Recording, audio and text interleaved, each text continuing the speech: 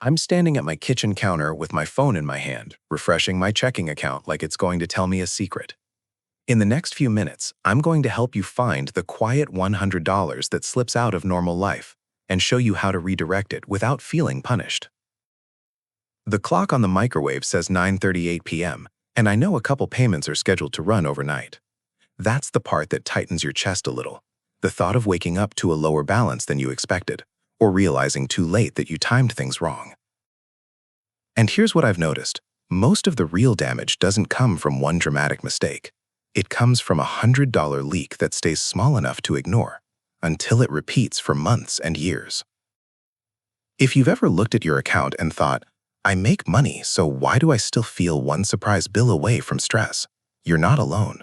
I keep seeing surveys that say a lot of Americans can't access even $1,000 in an emergency, and that's not limited to people without jobs or people who don't try.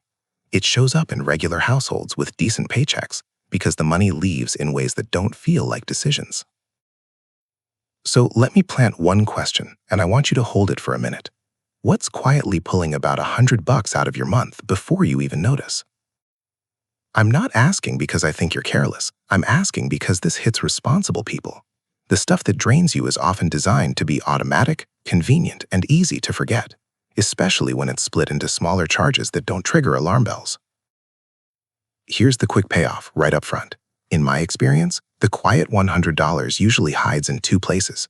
First, the bills that happen every month without you touching them. Insurance premiums, your cell phone bill, internet service, those kinds of fixed costs. Second, the soft spending that feels harmless in the moment. Coffee runs, eating out a few extra times, a couple clothing purchases, a stack of streaming services you rarely use, the little impulse buys you barely remember by the time you get home. That's why this is worth your attention, even if $100 feels small. It's not the size of it, it's the fact that it's repeatable. I have a tiny routine I come back to when life gets noisy. Nothing heroic.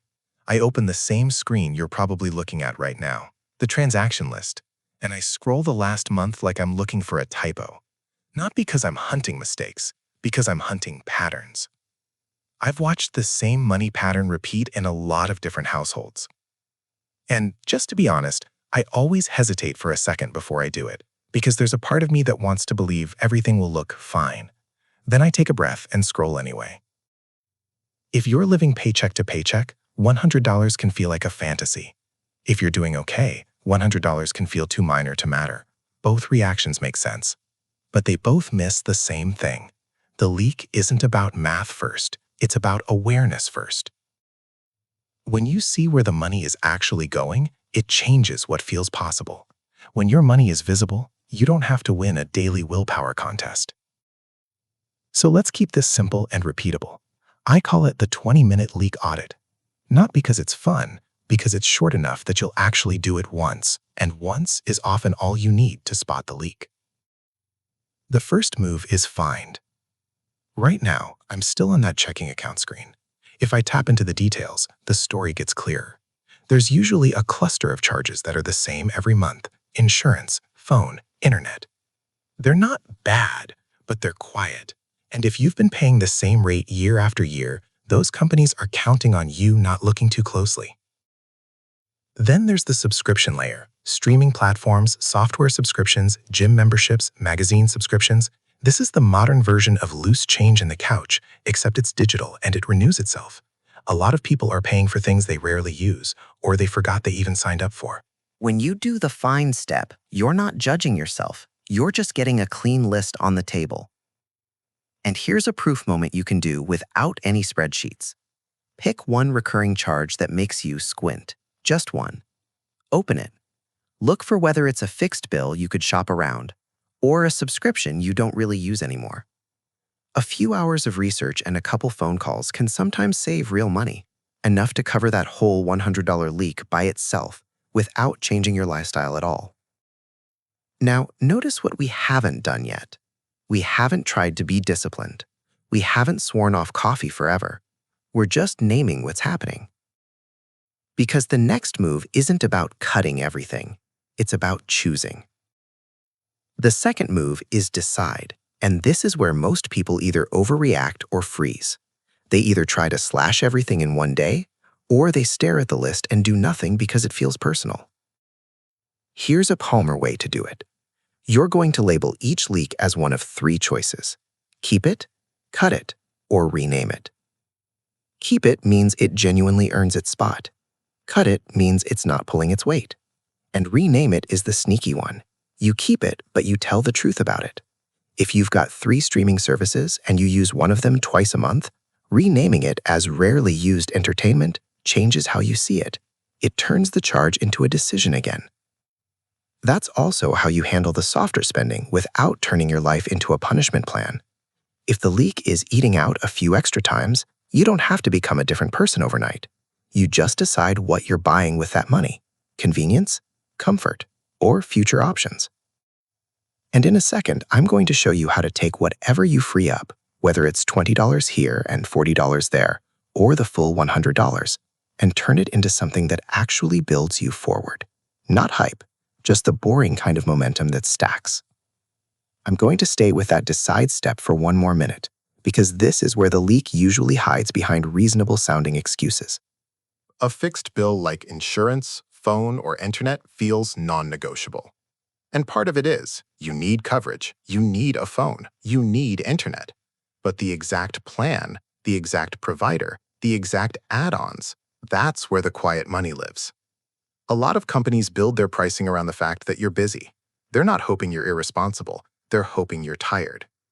Then there's the subscription pile. This one is almost funny, except it's not. You sign up during a free trial, you tell yourself you'll cancel. Then life moves on. Months pass, and the charge becomes part of the normal background noise. So here's the decision line I use. If a charge is recurring, it has to earn a recurring place in my life. If you're thinking, okay, but I still don't see how this becomes meaningful, let me give you a story that's been floating around for a long time, because it captures the point without needing fancy language. There's a teacher who tells students, if you can save just $100 a month, you can end up wealthy later. The students roll their eyes at first. It sounds too small to matter. But the teacher isn't talking about luck. He's talking about time and compounding, the idea that money can start earning money, and then that growth earns growth. That's the part most people skip over. Not because they're dumb, because it doesn't feel real in the early years. In the early years, saving $100 feels like you're sacrificing something concrete. Coffee runs, a few meals out, a couple impulse buys for something abstract. You're trading something you can touch today for a future you can't see yet. But once you've watched it for a while, the feeling flips. It goes from I'm giving something up to I'm buying myself options. And that's what I want this to be about. Not a fantasy, not a promise, not a motivational poster. The goal is boring control you can sleep with. Nothing flashy, just steady. Now, the third move is where the whole thing either sticks or it fades out in 2 months. Because finding and deciding is great, until life gets busy again. The third move is lock. Lock is one rule that prevents relapse. Not 10 rules, 1. For most people, the cleanest lock is automation. The idea that the money moves before you get a chance to spend it. Some people call it pay yourself first. And I know that phrase can sound like financial advice wallpaper, but the meaning is simple. Treat your future like a bill that actually gets paid. Because if you don't lock it, the leak comes back. Not because you're weak, because the system is designed to pull you toward immediate comfort. This is where I bring back that checking account screen for the second time. I like seeing the recurring charges list because it shows me what's automatic, what's happening while I'm not paying attention. And that's the whole fight right there. Attention. So your lock rule can be as small as this. The day after payday, $100 moves. I'm not saying it has to be perfect. I'm not saying you'll never have a month where things go sideways. I'm saying the default should work even when you're tired. If you're in a tough season and $100 feels too tight, the lock rule still works. It just becomes the day after payday, something moves. You can adjust the amount, but keep the system. The habit is the foundation. And if you're in a season where $100 feels too easy, don't dismiss it. That's actually when the habit becomes powerful, because it proves you can keep a promise to yourself without drama. Now, the original promise of this video was the quiet $100 leak, so I want to be clear on what we're doing with it. We're not just saving it in the sense of letting it sit and do nothing. We're redirecting it away from consumption and toward wealth building. Steady, boring, long-term. So here's the point.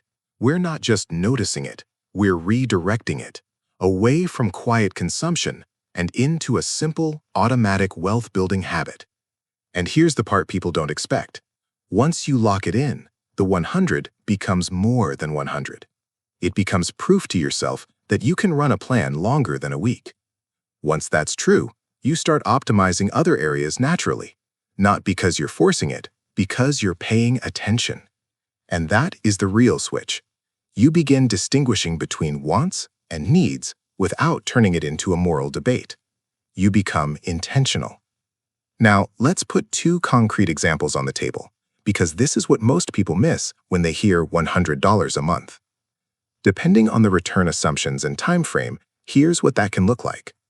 Over 10 years, that $100 a month can become about $18,000 instead of just $12,000 in contributions.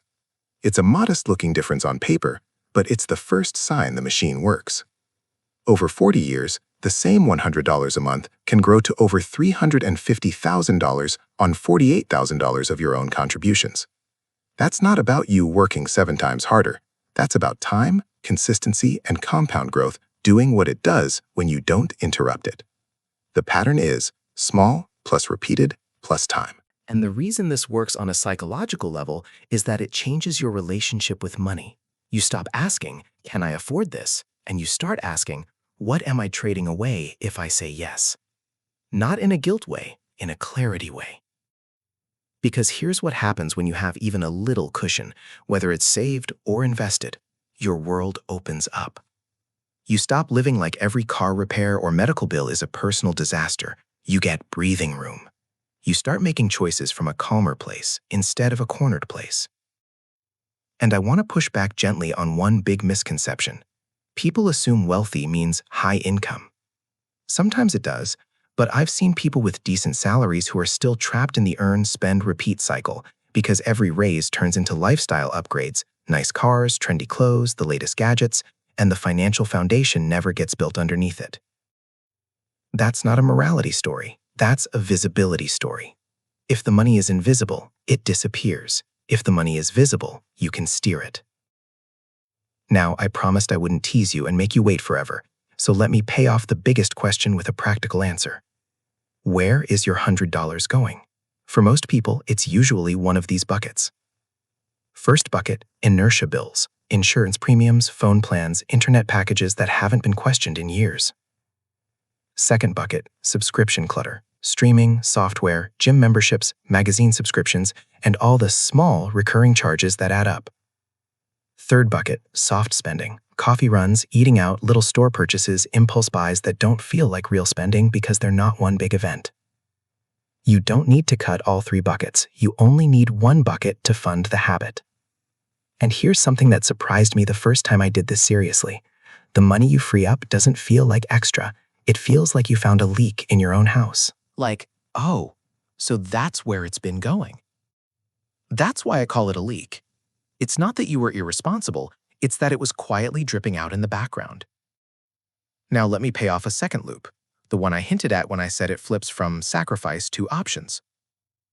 If you do this for 6 months to a year, just steady, nothing heroic, something changes. You start trusting yourself with longer plans. You stop feeling like money is something that just happens to you.